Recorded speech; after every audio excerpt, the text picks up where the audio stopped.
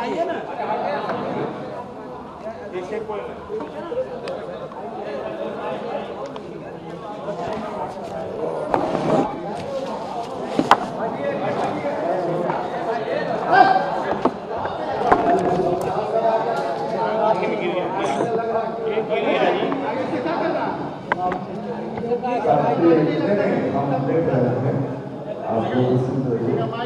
गिरी का जो लोगो इधर हुआ देख लेंगे और आप लोग आज महत्वपूर्ण प्रतिस्पर्धा में आप लोग शामिल हुए हैं।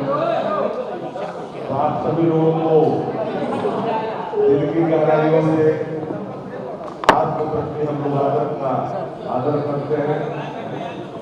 इस तक में आप लोग शॉर्ट नोटिस में पहुंचे हैं।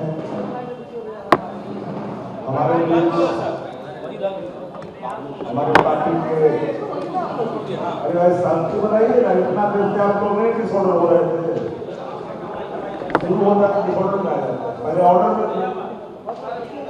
तो पार्टी के राष्ट्रीय प्रधान महासचिव और बिहार विधान परिषद में मुख्य सचेतक, पार्टी के राष्ट्रीय प्रधान महासचिव पूर्व मंत्री आदरणीय अब्दुल सिद्दीकी साहब, पार्टी के प्रांतीय अध्यक्ष पूर्व मंत्री और पूर्व सांसद आदरणीय मंगल मंडल साहब और पार्टी के राष्ट्रीय अध्यक्ष अनुसूचित जाति राष्ट्रीय जनता दल पूर्व मंत्री श्री सुंदर राम जी हैं, तीनों संयुक्त रूप से आपको संबोधित करेंगे। महत्वपूर्ण इस संवाददाता सम्मेलन को हम आग्रह करना चाहते हैं पार्टी के तीनों नेताओं से क्रमशः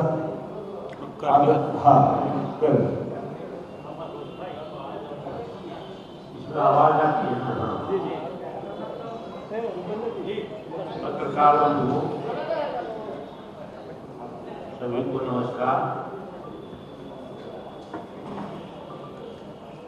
अभी जो आप लोगों को निष्कर्ष किया है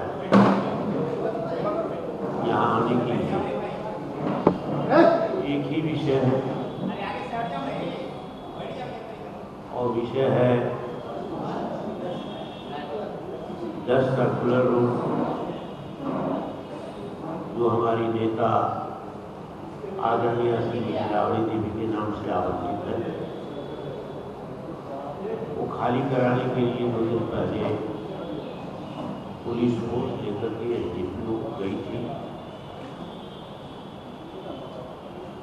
तो इस संदर्भ में सबसे पहले मैं आग्रह करूंगा पार्टी के राष्ट्रीय प्रधान महासचिव श्री अब्दुल सिद्दीकी जी अपनी बात रखेंगे, आपको संबोधित करेंगे। इसके बाद जो पार्टी के राष्ट्रीय जनता दल के हमारे राष्ट्रीय अध्यक्ष हैं श्री शिवचंद्र राम जी, अनुसूचित जाति जनजाति पोस्ट के, वो अपनी बात रखेंगे। वैसे हमारे प्रधान महासचिव बिहार प्रदेश राष्ट्रीय जनता दल भी यहाँ उपस्थित हैं, जो वक्त ये हमारे क्या आगे शक्ति से मुख्य प्रवक्ता कुर्सी लेके बैठिए और ये आजाद जी है। तो मैं आग्रह करता हूँ सिद्दीकी साहब से जो पहले वो बोले, तब शिवचंद्र राम जी बोलेंगे और उसके बाद मैं आप लोगों से बात करूँगा। श्री सिद्दीकी जी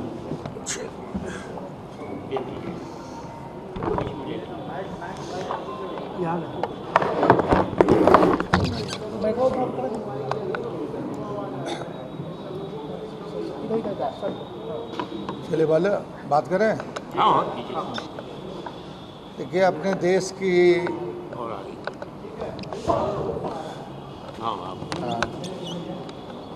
सबसे बड़ी खूबसूरती यही है कि अपने देश में लोकतांत्रिक व्यवस्था है। लोकतांत्रिक व्यवस्था में जो बहुमत वाला दल होता है वो राज चलाता है, सरकार में आती है, और जो विपक्ष का बड़ा दल होता है या विपक्ष में जो लोग होते हैं उनका दायित्व बनता है कि सरकार की कमियों को उजागर करना, जनता के विरुद्ध अगर कोई अलोकतांत्रिक कार्य हो रहा है या कोई तानाशाही हो रहा है या नियम की अनदेखी हो रही है तो इसको उजागर करना और उसके लिए बोलना, लड़ना, भिड़ना जो दायित्व है ऑपोजिशन में। मगर यहाँ जो सत्ता में कुछ लोग जो आए हैं तो उनको लगता है कि साहब ऑपोजिशन का काम है सरकार के हाँ में हाँ मिलाना और सरकार के खिलाफ नहीं बोलना, और सरकार के खिलाफ अगर कोई बात उठती हो तो उसको टारगेट करके प्रताड़ित करना।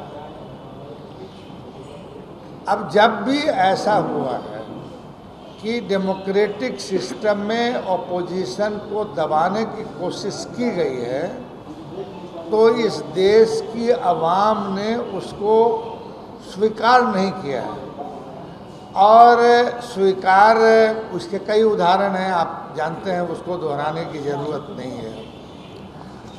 मगर क्या है कि राजनीति अच्छी और खूबसूरत और संविधान के अनुरूप जो कार्य करने वाली दल हैं, कार्य करने वाले दल हैं, तो ये खूबसूरती है कि जब सरकार की कमियों को उजागर करना और अगर सरकार के द्वारा गलती हो रही है तो उसका कान अमेठना। कान अमेठने का मतलब ये नहीं है कि उनका कान पकड़ना, मगर मतलब उनको सख्त ये करना। मगर अभी जो वर्तमान स्थिति में बिहार में जो सत्ताधारी दल है वो यह मानता है कि साहब ऑपोजिशन उनकी हाँ में हाँ मिला है, और अगर उनकी हाँ में हाँ ऑपोजिशन नहीं मिला है तो उनको टारगेट किया जाए, और टारगेट कई तरह से होता है। अब अभी कुछ चीज़ें ऐसी हो रही हैं जिससे साफ जाहिर होता है कि सत्ताधारी दल ऑपोजिशन को टारगेट करके अपने दायित्व निर्वहन से रोकना चाहते हैं। अब एक उदाहरण आप ले लीजिए। अब हम पहले का, चूँकि अब इस सरकार में पहले जो ऑपोजिशन पार्टी का रोल हुआ करता था और पहले जो ऑपोजिशन पार्टी के नेता विरोधी दल हुआ करते थे उनकी जो कदर होती थी अब उसको तो दोहराना बेकार है। हालांकि सब लोग, सत्ताधारी दल भी अपोजिशन भी, आज जननायक कर्पूरी ठाकुर का नाम लिया करते हैं। जननायक कर्पूरी ठाकुर ने कभी भी असंसदीय, अमर्यादित और संविधान के प्रतिकूल कोई आचरण नहीं किया। अगर अभी मान लीजिए कि अभी हम ऑपोजिशन में हैं और अगर हम संविधान के विपरीत अगर कोई आचरण करते हैं तो हमको जो है एक तरह से तंबी करने का सरकार को अधिकार है। मगर अब ये सरकार को, जहाँ इस सरकार को बिहार जो पिछड़ा राज्य है, बिहार कैसे विकसित हो, बिहार जो है कैसे जो है दुनिया का जो कर्जा में दबा हुआ राज्य है, ये कैसे कर्जे से उभर पाए, बिहार जो है कैसे गरीबी रेखा जो है से कम कर पाए और ऊपर आ पाए। तो जहाँ सरकार को इन चीज़ों पर अपनी दिमाग लगाने की आवश्यकता थी, वहीं अब लगा रही है कि साहब कैसे ऑपोजिशन को टारगेट किया जा सकता है, कैसे ऑपोजिशन को जो है अपमानित करने की कोशिश की जा सकती है, कैसे ऑपोजिशन के जो बहुत सारे अधिकार हैं उनका हनन किया जा सकता है, और कैसे ऑपोजिशन को थ्रेट करके कि साहब आप हमारे खिलाफ बोलोगे तो हम तुम्हारे लिए ये करेंगे, ये करेंगे, ये करेंगे। तो यह डेमोक्रेटिक सिस्टम में कतई अच्छा नहीं है। और जो भी डेमोक्रेटिक प्रेमी हैं और जिन्होंने डेमोक्रेसी की रक्षा के लिए मतलब अपना सर्वस्व निछावर कर दिया है, वो कभी सरकार के इन कृत्यों का मतलब समर्थन नहीं कर सकती है, उसके विरोध में आएगी। और मुझको लगता है कि विरोध करना चाहिए ऑपोजिशन को, जो कर रही है। अब छोटी छोटी सी बात है, अरे आपको मुझसे लड़ना है तो मेरे नीतियों से लड़ो, मेरे अगर किसी तरह के कार्य हैं उनसे लड़ो। अब मगर क्या है कि अभी ऑपोजिशन पार्टी से मैं सत्ताधारी दल मतलब एक तरह से चिढ़ाने के लिए, अपमानित करने के लिए और ये कहने के लिए कि हम तुमको देखो सबक सिखा रहे हैं, अगर तुम चुप नहीं रहे तो हम तुम्हारा घर खाली करा देंगे, हम जो है तुम्हारा सुविधा ले लेंगे, हम जो है कई तरह की चीज़। अब अभी जो हमने देखा है कि मकान का आवंटन का जो है सब नियम कायदा बना हुआ है, परंपराएं भी हैं। और खुद बोलते हैं लोग कि साहब बिहार गरीब राज्य है। और अभी तो प्रधानमंत्री का भी आया कि साहब इस तरह की जो समस्या पैदा हुई है इसमें थोड़ा सादगी का आचरण में संदेश जाना चाहिए जनता के बीच। मगर हमारे अजीज भी हैं, साथ भी रहे हैं, कई दल में रहे हैं, समझा कि नहीं। अभी मुख्यमंत्री जी हैं, मुझे घोर आश्चर्य हुआ कि माननीय मुख्यमंत्री जी जैसे कौन से मकान आवंटित है मुख्यमंत्री के लिए, कौन सा मकान? एक अन्य मार्ग बहुत छोटा मकान था, एक अन्य मार्ग था ना, छोटा मकान। तो वो मकान बड़ा चाहिए था, ठीक है। जितने अभी तक के मुख्यमंत्री हुए सबका काम उसमें चल गया। उसमें भगवत झा आजाद भी रहे हैं, बहुत सारे लोग रहे हैं, लालू जी भी रहे, बहुत लोग रहे हैं, बिंदेश्वरी दुबे जी वगैरह सब रहे। तो लगता है कि ये लोग छोटे लोग थे तो इनका छोटे मकान में काम चल गया। अब हमारे माननीय मुख्यमंत्री का विजन बहुत बड़ा है, तो उसके लिए बड़े मकान की आवश्यकता है। मतलब उन्होंने जिस मकान में एज ए उप मुख्यमंत्री वो रहते थे उसको मुख्यमंत्री आवास में उन्होंने शामिल कर लिया। तब खैर ठीक है, सरकार है, मगर क्या है कि विपक्ष का काम है सत्ता पक्ष को आईना दिखाना। जब अगर प्रधानमंत्री बोल रहे हैं कि अभी विषम परिस्थिति है, खर्चे में कटौती होनी चाहिए वगैरह वगैरह, तो फिर राज्य का प्रधानमंत्री अपना बंगला का विस्तार, मुख्यमंत्री हाँ बंगला का विस्तार कैसे कर रहा है ये। अब खैर है, अब डेमोक्रेसी में कतई सरकार को यह नहीं समझना चाहिए कि वो अस्थाई है।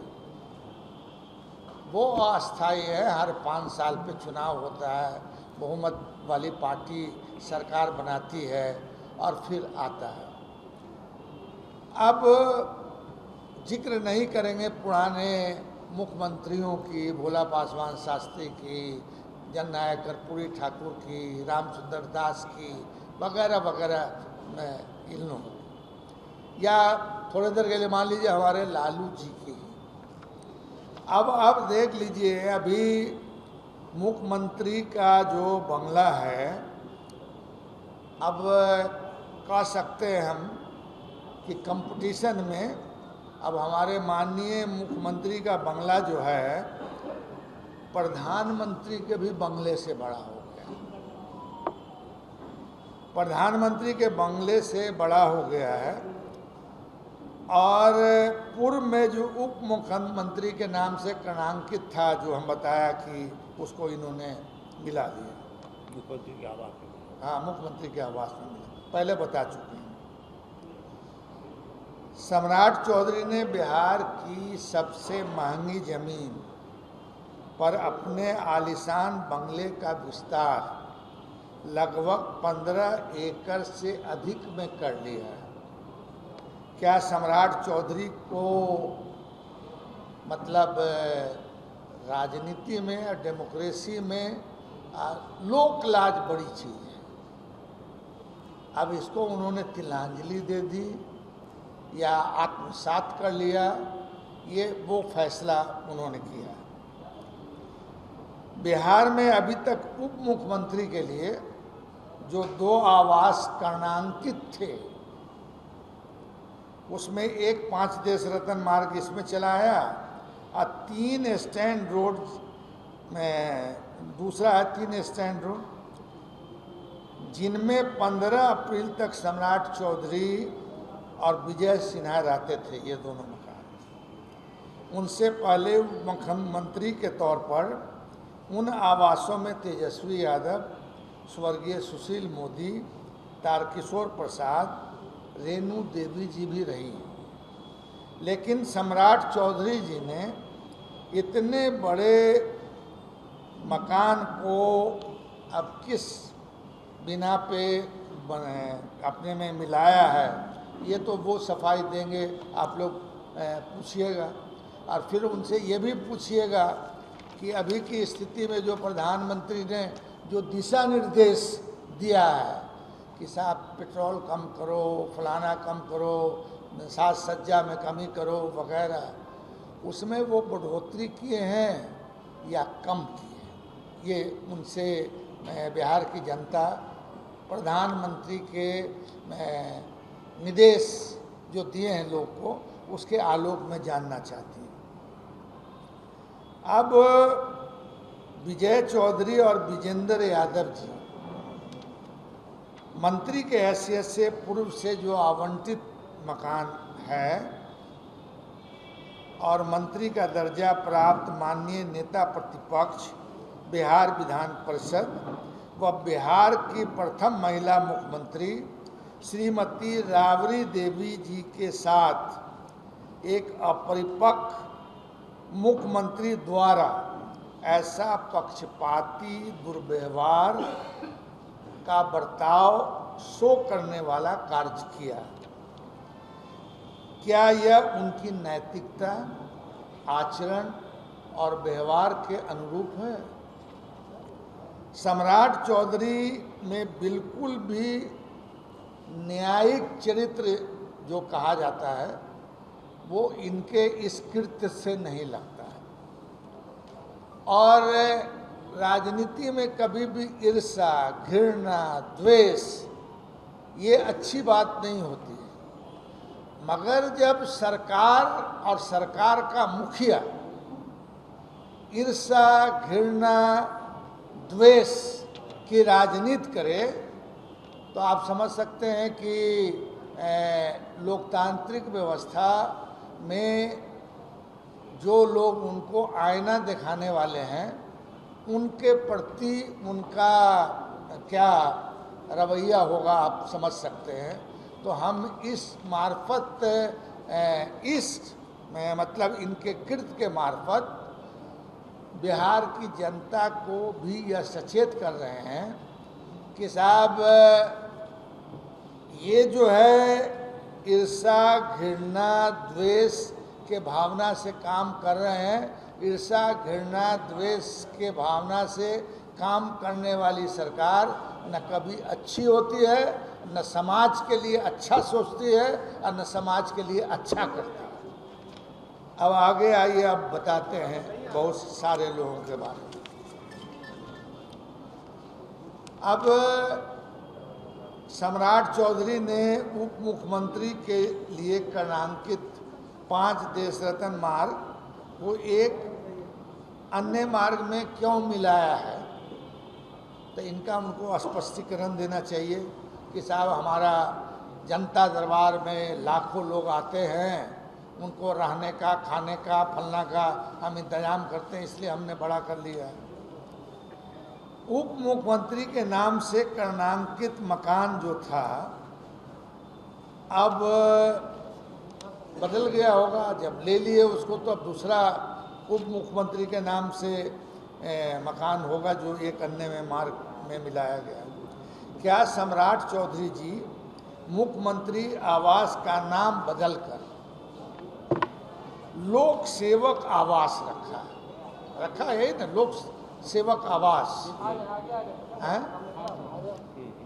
तो लोक सेवक का संदेश आप जनता में क्या दे रहे हैं? यही दे रहे हैं, कर्पूरी जी वाला दे रहे हैं। कर्पूरी जी का आचरण व्यवहार में आप आत्मसात कर रहे हैं।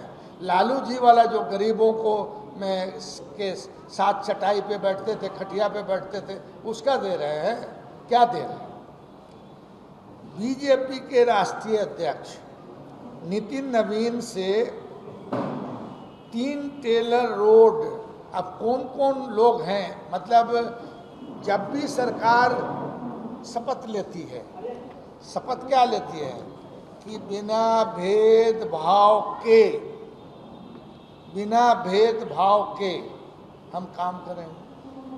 और अगर शपथ लेने के बाद भी अगर आप भेदभाव कर रहे हैं, तब इसका मतलब है कि आप अगर ईश्वर की शपथ ली है तो ईश्वर को भी धोखा दे रहे हैं, और सत्य और निष्ठा की अगर आपने शपथ ली है तो वो भी ईश्वर ही होता है। हाँ है? गांधी के अनुसार ईश्वर के नाम से लिए हैं, तो अब ईश्वर तो भी ठग रहे हैं। अच्छा, अब आप बता रहे हैं कि इन्होंने जो हमारी नेता आदरणीय राबड़ी देवी जी की मकान है, मतलब 6 महीना 1 साल से अपना कोशिश में है कि ये मकान को खाली कर दें।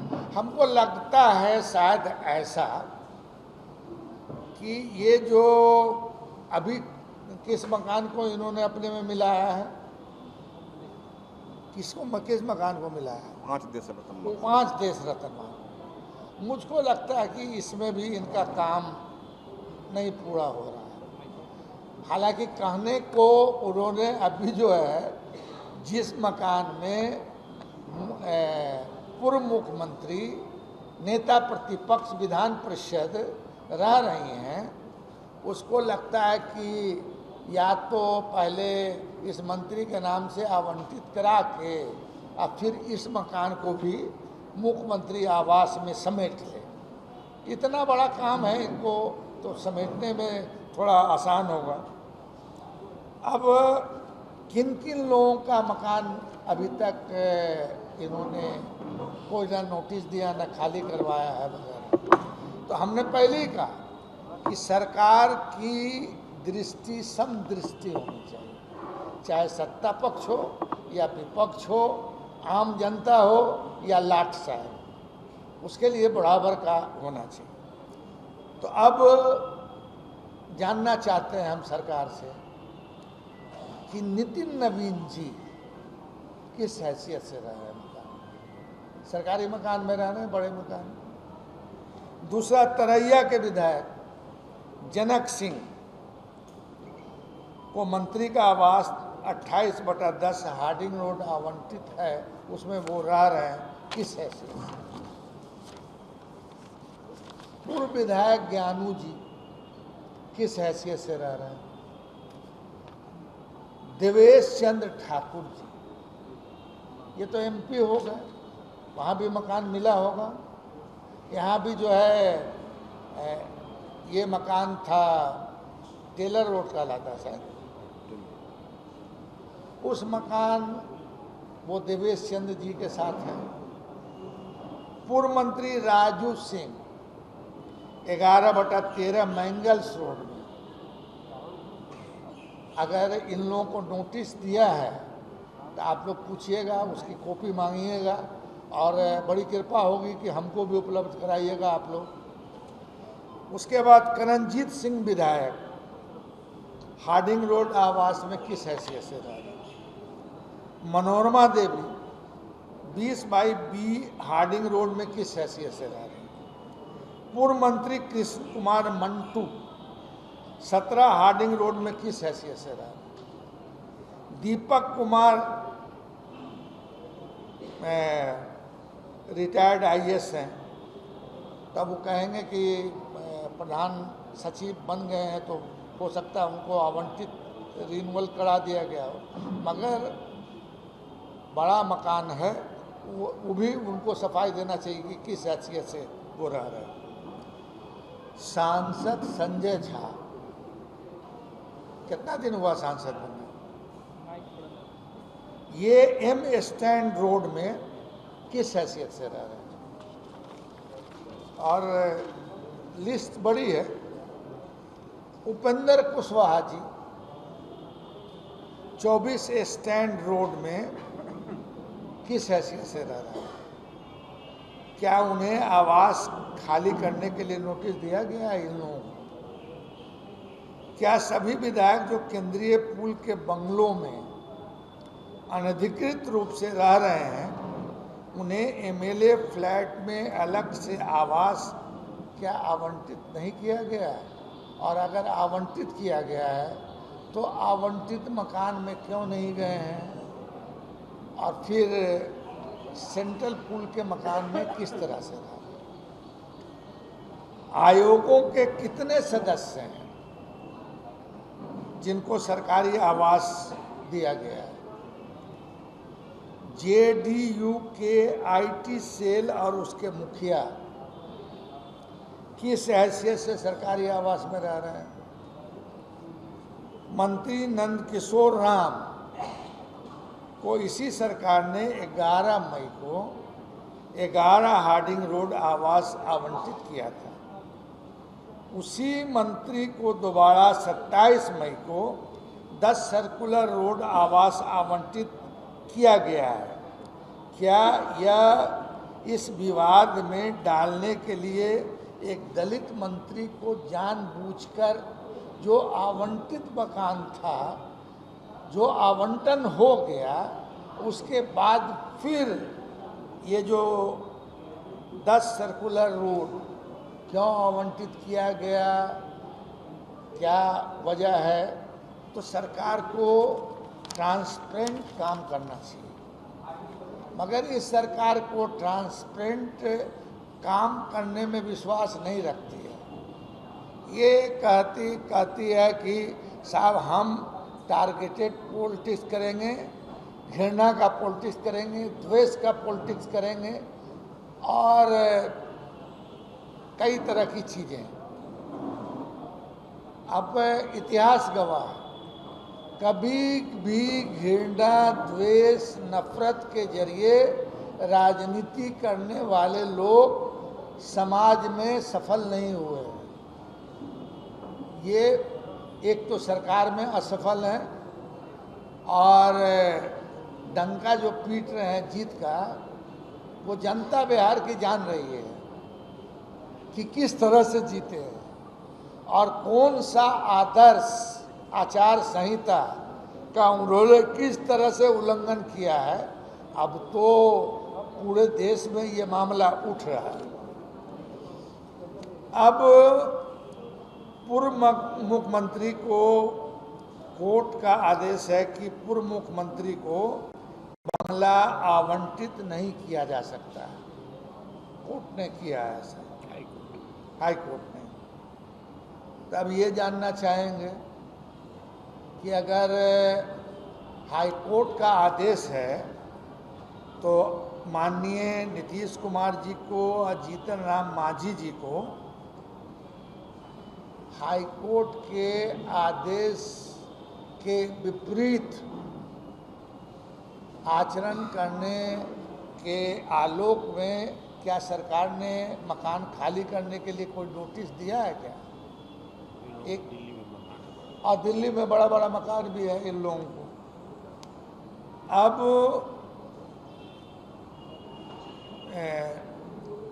यहाँ जो है दोनों पूर्व मुख्यमंत्री के रूप में बंगला आवंटित है। लालू जी को पूर्व मुख्यमंत्री के रूप में क्यों नहीं आवंटित है? जब दो पूर्व मुख्यमंत्रियों को पूर्व मुख्यमंत्री के हैसियत से आवास आवंटित किया जा सकता है, तो लालू जी को पूर्व मुख्यमंत्री के हैसियत से मकान आवंटित क्यों नहीं किया जा सकता है?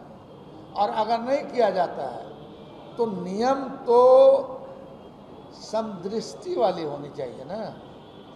अगर इनका नहीं करते तो उनका भी नहीं कीजिए, एक तरह का नियम बनाइए।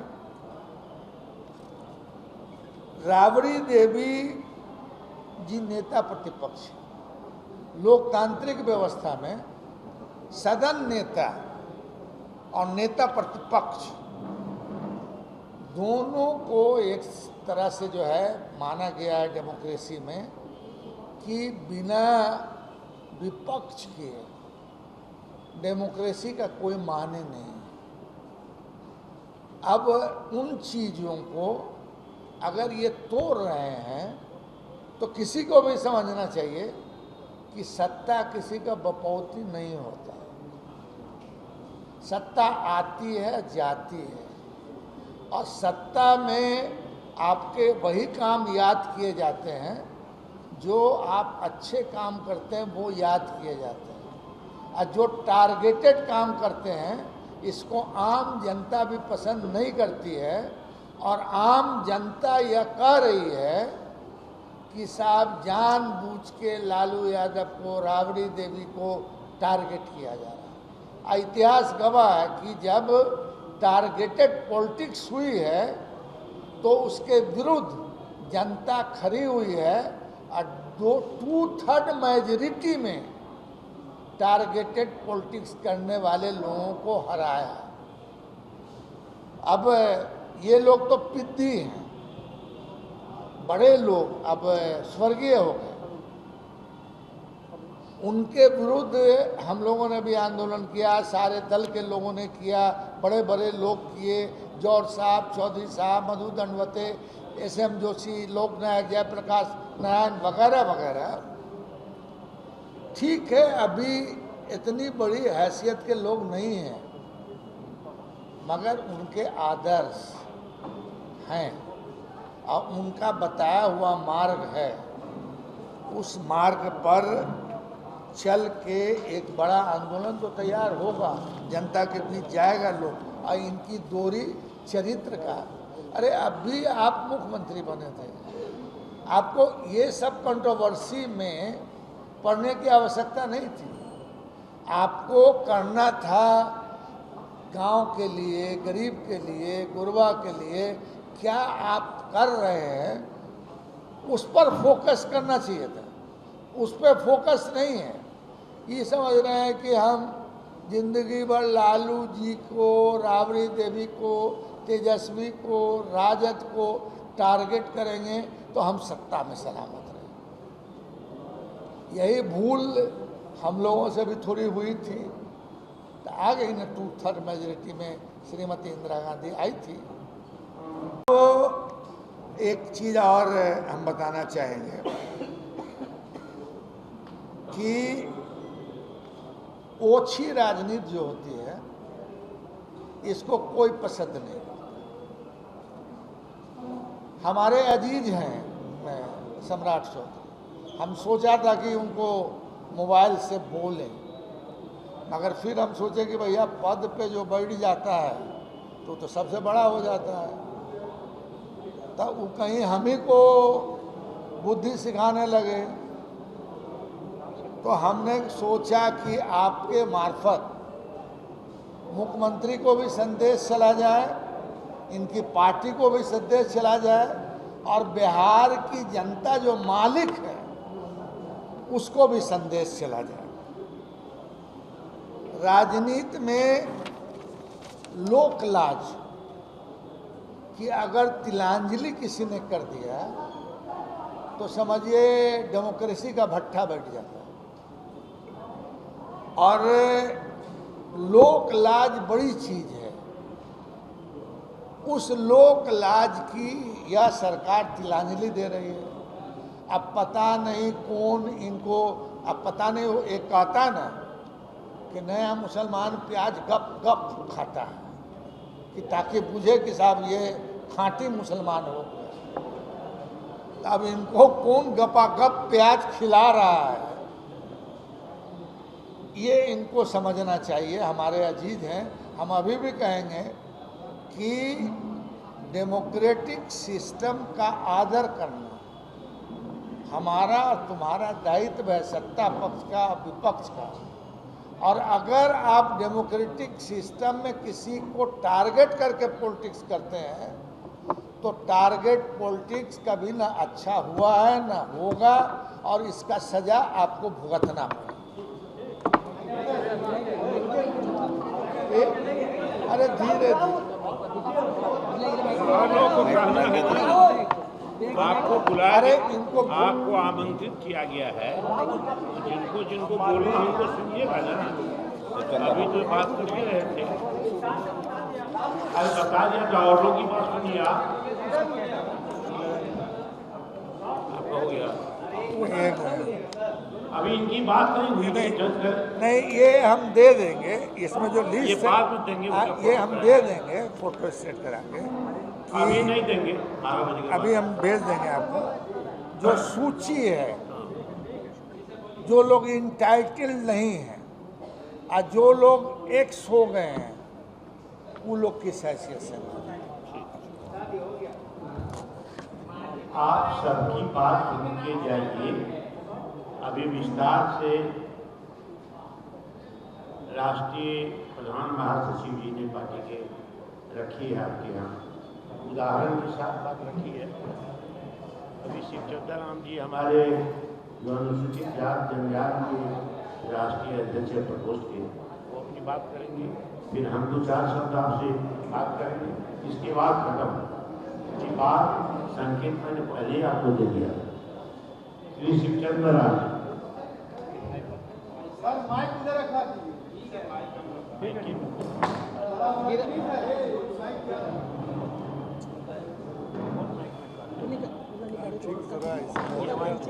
सब विस्तार से तो कही दिए।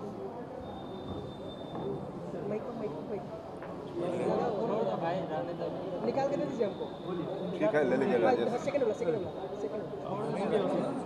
पानी का बोतल आप सभी को बहुत बहुत धन्यवाद। अभी हमारे राष्ट्रीय जनता दल के प्रधान महासचिव आदरणीय श्री अब्दुल वारिस सिद्दीकी साहब ने विस्तार से आपके बीच अपनी बात को और बिहार की जो हालात है और बिहार की जो स्थिति है इसको रखने का काम उन्होंने किया है।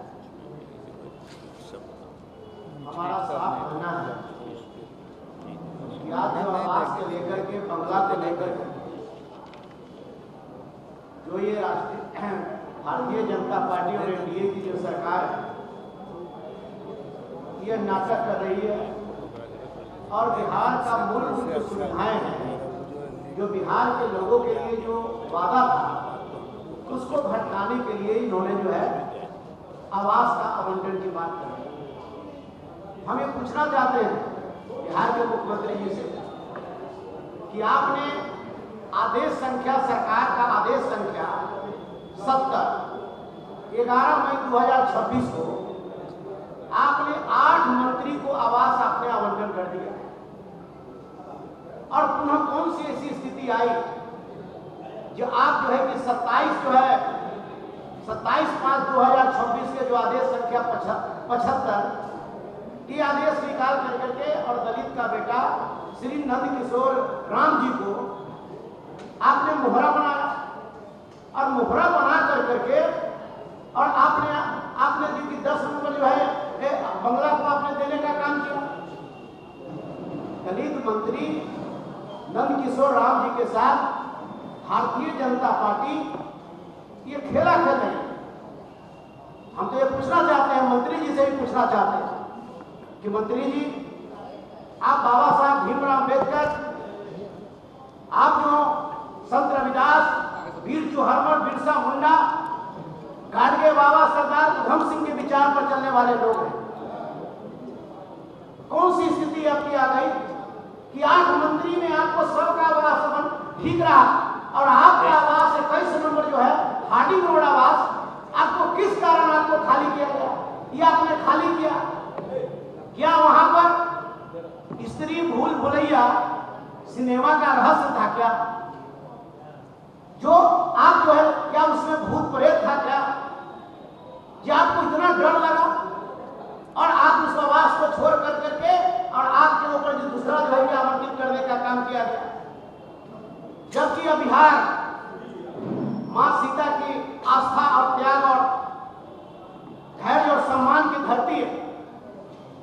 सरकार कहती है कि महिला सशक्तिकरण की हम बात करते हैं और एक महिला हमारी माता समान श्रीमती राबड़ी देवी जी जो 10 नंबर बंगले की बात की जा रही है, इसी बंगले से मेरे ऐसे जूता सीने वाला का बेटा सिकंदर राम भी निकला, इसी बंगले से भगवतिया देवी मुसर की बेटी एमपी बनी, इसी बंगले से जो डोम का बेटा भोलाराम तूफानी बना, इसी बंगले से जो है कि पाट पर कपड़ा धोने वाली मुन्नी रजत जो है कि एमएलसी बनने का काम किया, मोहन राम मेहतर का बेटा इसी बंगले से विधायक बनने का काम किया, इसी जो है कि बंगले से पीताम्बर पासवान, कमल पासवान ऐसे लोग मंत्री बनने का काम किया। और हमारे मंत्री जी कहते कि दलित था, हम भी दलित थे, 2015 में हम मंत्री थे, हमारे आवास को भी जो है कि पुलिस के छावनी से जो है कि 12 स्टेट रोड को कर दिया गया था। और उस समय भी 18 महीना की सरकार हम रहा, उस समय भी हम देखे कि भारतीय जनता पार्टी के चितकोहरा में किसका आवास है वो बना रहा, क्या उसके लिए नियम नहीं? इसलिए आज के समय में 16 दिन में कौन सी ऐसी बातें आ गई नंदकिशोर राम जी को कि आपने 8 जो मंत्री है आपने उसका आवास नहीं खाली करवाया, आपने उसके नाम पर आवंटन नहीं दिया, एक दलित का बेटा का जो है मोहरा बना कर करके। और अगर आप आवास की बात करते हैं तो इस देश इस राज्य में 1 करोड़ से ज्यादा बेघर है दलित, आप उसको का आवास की बात तो करिए। बाबा साहब भीमराव अम्बेडकर जी का जो आरक्षण है उसको खत्म कर रहे हैं, उसको तो देने की बात करिए। हमारा संविधान को आप खत्म कर रहे हैं, संविधान बचाने की तो बात तो करिए। इसके लिए सरकार के पास चिंता नहीं है। आज आवास खाली करने की बात हो रही है, ये भटकाना चाहते हैं बिहार के दलितों को। बिहार के दलितों को सम्मान चाहिए, बिहार के दलितों को सुरक्षा चाहिए। बिहार के दलित की बेटियां को बलात्कार हो रहा, गैंगरेप हो रहा, उन पर अत्याचार हो रहा, उन्हें घर से बेदखल किया जा रहा। ये बुलडोजर बाबा जो है वो दलित की बस्तियों को उजाड़ने का काम कर रहा है, इस पर बात नहीं हो रही। ये महंगाई बढ़ गई, डीजल का दाम बेतहाशा बढ़ गया, पेट्रोल का दाम बेतहाशा बढ़ गया, गैस का दाम बेतहाशा बढ़ गया। महंगाई रोकने के लिए इनके पास कोई व्यवस्था नहीं है। और उस तरीका से दलित के बेटा के ऊपर जो है ये हमारा राष्ट्रीय जनता दल और राष्ट्रीय जनता दल का नेत्री और नेता श्रीमती राबड़ी देवी जी संवैधानिक अपने तत्व के हिसाब से 10 नंबर आवास में है। सेठी साहब हमारा ने विस्तार से आपको बताया, ये तमाम जो चीजें को उन्होंने कहा है, सरकार को जो है जवाब देना चाहिए। और सरकार कब तक फाइल बदल रही है, इनका लेटर पैड बदल रहा है, आदेश बदल रहा है, आवास बदल रहा है, लूट हत्या बलात्कार अपराध नहीं बदल रहा है। इस पर सरकार को कम से कम संज्ञान लेने की जरूरत है। आज जो स्थिति बनती जा रही है उस पर हम साफ ये कहना चाहते हैं कि आप दलित पर जो है खेला खेलना बंद करिए, दलितों को अधिकार से आपको वंचित करना बंद करिए, दलितों को सम्मान देना सीखिए, दलितों को अधिकार से वंचित मत करिए। और जो आप नाटक खेल रहे हैं, दलित जो कार्ड खेल रहे हैं, ये बिहार का दलित और देश का दलित समझ रहा। दलित का बेटा का दवा के बिना मर रहा, उसकी सुधि लेने वाला कोई नहीं। दलित के बेटा जो है खुले आकाश के नीचे ठंडा के मौसम में बिना कपड़ा का सो रहा है, मर रहा, उसके लिए चिंता नहीं है। और आप जो है कि दलित को काट खेल रहे हैं। अगर दलितों के सबसे बड़ा कोई अगर हिमायती है तो लालू प्रसाद यादव और केसी प्रसाद यादव। राष्ट्रीय जनता दल पार्टी जो संविधान बचाने की बात करती है, आरक्षण बचाने की बात करती है, आरक्षण बढ़ाने की बात करती है, और हर दलितों के रोटी कपड़ा मकान हो, उसकी बात हमारे राष्ट्रीय जनता दल पार्टी और राष्ट्रीय जनता दल करना चाहते हैं। धन्यवाद। जय भीम, जय संविधान।